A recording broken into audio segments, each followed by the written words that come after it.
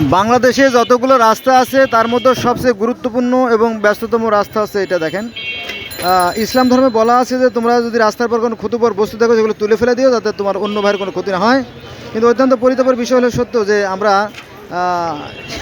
তার বিপরীত দিকে চলছি। হ্যাঁ, আমরা মুখে মুখে ইসলাম পালন করলেও বাঁচলেও আমাদের মতো কোনো ইসলামের কোনো সেই নামগন্ধ নাই বললেই চলে। দেখেন আমার সামনে বিশাল মসজিদ আছে, তারপরে পিছনে মসজিদ আছে, ডাইনে মসজিদ, বামে মসজিদ। মসজিদের অভাব নাই, কিন্তু আমাদের চরিত্র সংশোধন করতে পারি নাই। অথচ নামাজের কাজ হচ্ছে মানুষকে সংশোধন করা।